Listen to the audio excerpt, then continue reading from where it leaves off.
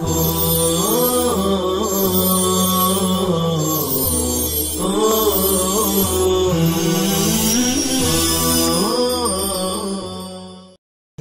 الرحیم الحمد للہ رب العالمین الحمد للہ حمدا کثیرا طیبا مبارکا فیہ یا رب لک الحمد کما ینبغی لجلال وجہک ولعظیم سلطانک وصلی اللہ وسلم علی نبینا محمد وعلی آلہ واصحابہ وبارک وسلم تسلیما کثیرا کثیرا. بسم اللہ الرحمن الرحیم. قال وما سقی بغرب او دالیۃ او ثانیۃ ففیہ نصف العشر علی القولین لأن المؤنة تكثر فيه وتقل فيه فيما يسقى بالسماء أو سيحا، وإن سقي سيحا وبدالية فالمعتبر أكثر السنة كما هو في السائمة. وقال أبو يوسف فيما لا يوسق كالزعفران والقطن يجب فيه العشر إذا بلغت قيمته 5 أوسق من أدنى ما يوسق كالذرة في زماننا، لأنه لا يمكن التقدير الشرعي فيه فاعتبرت قيمته كما في عروض التجارة. وقال محمد رحمه الله تعالى يجب العشر إذا بلغ الخارج 5 أعداد من أعلى ما يقدر به نوعه، فاعتبر في القطن 5 أحمال كل حمل 300 من وفي الزعفران 5 أمناء، لأن التقدير بالوسق كان لاعتبار أنه أعلى ما يقدر به. فرماتے ہیں کہ جو زمین ڈول یا رہٹ یا اونٹنی سے سینچی گئی ہو تو دونوں قول پر اس میں نصف عشر ہے، اس لیے کہ اس میں مشقت زیادہ ہے. اور جو زمین بارش کے پانی سے یا دریا کے پانی سے سینچی گئی ہو اس میں مشقت کم ہے، اور اگر دریا کے پانی اور ڈول دونوں سے سینچی گئی ہو تو اس میں اکثر سال کا اعتبار ہے، جیسا کہ سائمہ جانور کے سلسلے میں یہی حکم ہے. حضرت امام ابو یوسف رحمۃ اللہ علیہ نے ان چیزوں کے متعلق جن میں وسق کا چلن نہ ہو جیسے زعفران اور روئی، یہ فرمایا ہے کہ ان میں عشر واجب ہے بشرطے کہ ان کی قیمت ادنا وسق سے 5 وسق کے برابر پہنچتی ہو، جیسے ہمارے زمانے میں جوار ہے، کیونکہ اس میں شرعی نصاب کا اندازہ لگانا ممکن نہیں ہے، لہذا اس کی قیمت کا اعتبار کیا گیا ہے جیسے سامان تجارت میں ہے. حضرت امام محمد رحمۃ اللہ علیہ فرماتے ہیں کہ اگر پیداوار اس قسم کی اندازہ لگائی جانے والی اعلیٰ قسم میں سے ہے، اگر پیداوار اس قسم کی اندازہ لگائی جانے والی اعلیٰ قسم میں سے 5 کی تعداد کو پہنچ جائے تو اس میں عشر واجب ہوگا، لہذا روئی میں 5 احمال کا اعتبار کیا جائے گا اور ہر حمل 300 من کا ہوتا ہے، اور زعفران میں 5 من کا اعتبار کیا گیا ہے، اس لیے کہ وسق کے ذریعے اندازہ لگانے کا اعتبار اسی لیے تھا کہ جن چیزوں سے اندازہ لگایا جاتا ہے وہ ان میں سب سے اعلیٰ ہے.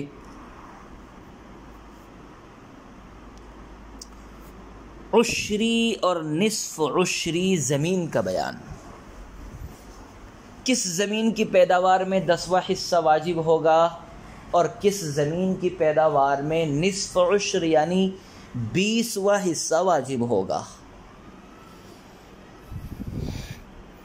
عشر 10واں حصہ، نصف عشر 20واں حصہ. کچھ زمینیں ایسی ہوتی ہے جن کی پیداوار میں عشر واجب ہوتا ہے، اور کچھ زمینیں ایسی ہوتی ہے جن کی پیداوار میں نصف عشر یعنی 20واں حصہ واجب ہوتا ہے.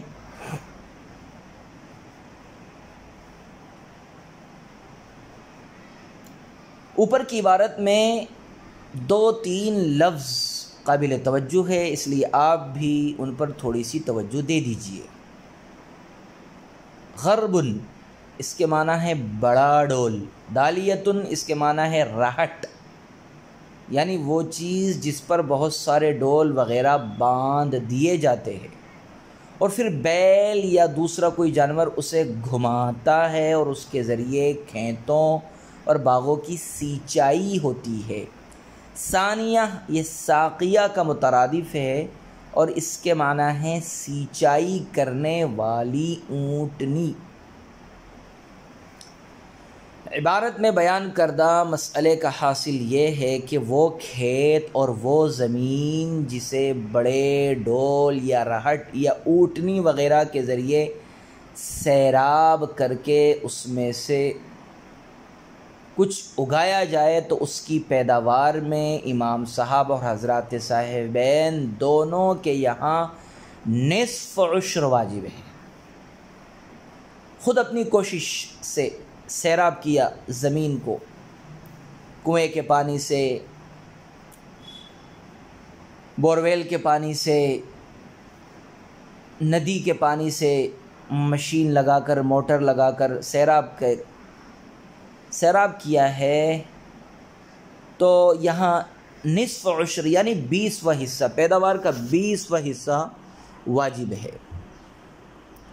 اور اس میں بھی حضرات صاحبین کے یہاں نصاب اور بقا کی شرط ہے،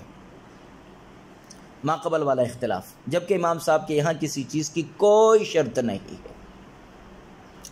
صاحب ہدایہ ڈول وغیرہ کے ذریعے سیراب کی گئی کھیتی کی پیداوار میں نصف عشر کے وجوب کی دلیل اور حکمت بیان کرتے ہوئے کہتے ہیں کہ ان چیزوں سے کھیتی کو سینچنے میں مشقت زیادہ ہے، جبکہ دریا اور بارش کے پانی سے سینچائی کرنے میں مشقت کم ہے، لہذا جس میں مشقت کم ہے اس میں پورا عشر واجب ہے، اور جس صورت میں مشقت زیادہ ہے اس میں نصف عشر یعنی 20واں حصہ واجب ہے۔ وَإِن سُقِيَ فرماتے ہیں کہ اگر کسی کھیتی کو دریا اور ڈول دونوں کے پانی سے سیراب کیا جائے تو اس میں عشر یا نصف عشر کے وجوب کے متعلق اکثر سال کا اعتبار ہوگا۔ چنانچہ اگر سال کے اکثر حصے میں اسے دریا کے پانی سے سینچا گیا ہو تو اس میں عشر واجب ہوگا، اور اگر اکثر سال اسے ڈول وغیرہ سے سینچائی کیا گیا ہو تو ازدیاد مشقت کی وجہ سے اس میں نصف عشر واجب ہوگا۔ جیسے سائمہ جانور کا مسئلہ ہے، یعنی اگر سال کے اکثر حصے میں جانور چرنے پر اکتفا کرتا ہے تو وہ سائمہ ہے، اور اگر اکثر سال وہ بیٹھ کر کھاتا ہے تو علوفہ ہے، اور سائمہ میں تو زکوٰۃ واجب ہے لیکن علوفہ میں زکوٰۃ واجب نہیں ہے۔ الحاصل جس طرح سائمہ اور علوفہ ہونے میں اکثر سال کو معیار بنایا گیا ہے، اسی طرح ڈول اور دریا کی سینچائی میں بھی اکثر سال کو معیار بنایا جائے گا۔ یعنی اگر کھیتی کی پیداوار کو قدرتی پانی سے ہی سینچا جاتا ہے سال کے اکثر حصے میں تو اس میں عشر واجب ہوگا،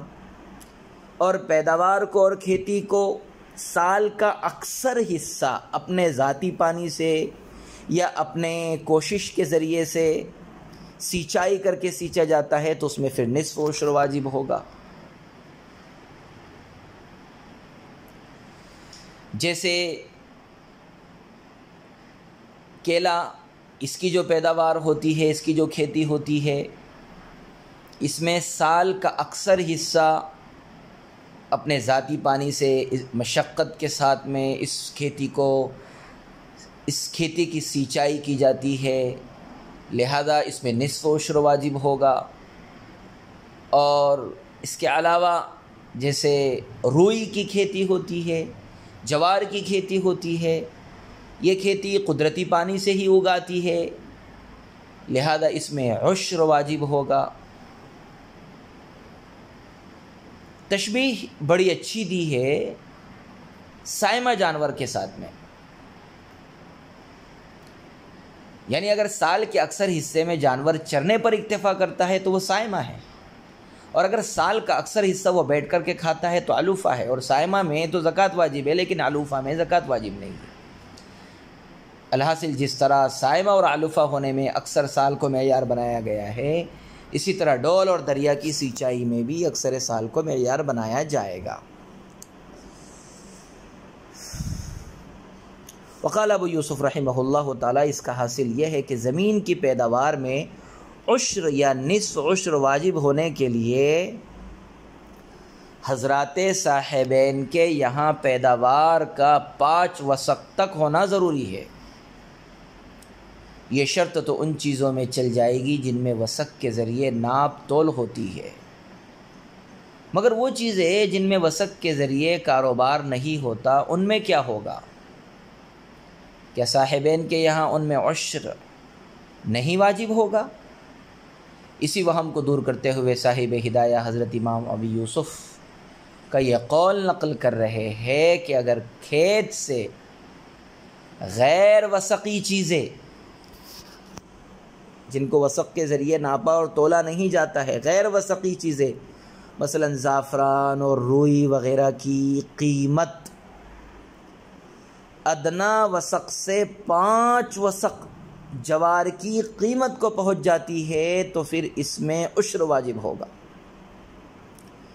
کیونکہ شریعت کا ضابطہ یہ ہے کہ جن چیزوں میں نصاب شرعی کا اندازہ لگانا ممکن نہ ہو ان چیزوں کی قیمت کو معیار بنا کر ان میں عشر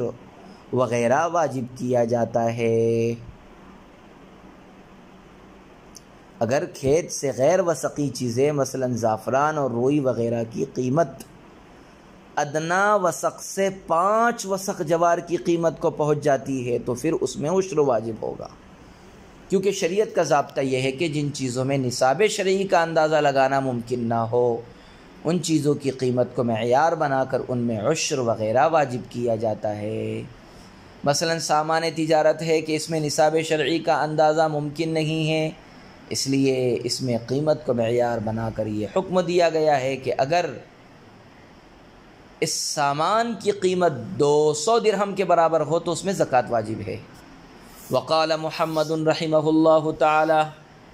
امام محمد رحمۃ اللہ علیہ نے اس سلسلے میں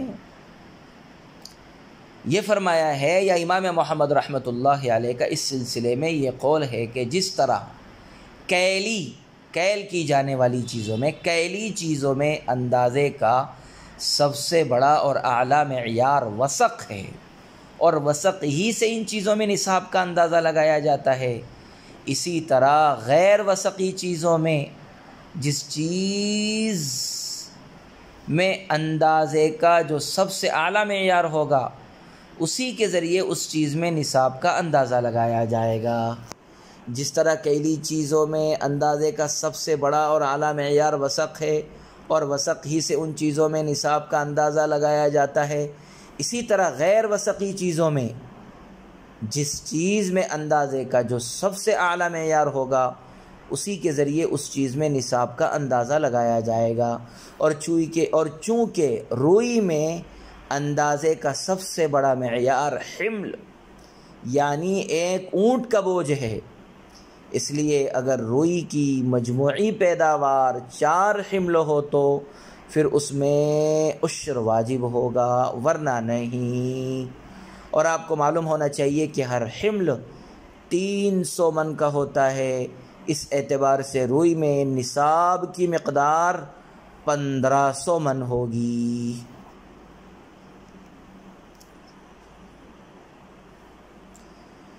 لہذا روئی میں عشر واجب ہوگا اس وقت جب کہ روئی کے نصاب کی مقدار 1500 من ہوگی، تب جا کر کے روئی میں عشر واجب ہوگا۔ اور زعفران میں اندازے کا سب سے بڑا معیار من ہے، لہذا امام محمد کے یہاں جب کسی کے پاس 5 من زعفران ہوگی تو اس میں عشر واجب ہوگا ورنہ نہیں۔ صاحب ہدایہ نے لِأَنَّ التَّقْدِيرَ الْوَسَقِ سے کیلی چیزوں میں اندازے کے لیے وسق کو معیار بنانے کی علت بیان کی ہے کہ وسق کیلی چیزوں میں اندازے کے جملہ معیار میں سب سے عمدہ اور اعلیٰ معیار ہے، اسی لیے اس کا اعتبار کیا گیا ہے، لہذا یہی حکم ہر غیر وسقی چیز کا بھی ہوگا کہ اس کے بھی اندازے کے معیار میں سب سے عمدہ معیار کو معیار بنائیں گے۔ وصلی اللہ وسلم علی نبینا محمد وعلى آله وأصحابه وبارك وسلم تسليما كثيرا كثيرا. السلام علیکم ورحمۃ اللہ وبرکاتہ.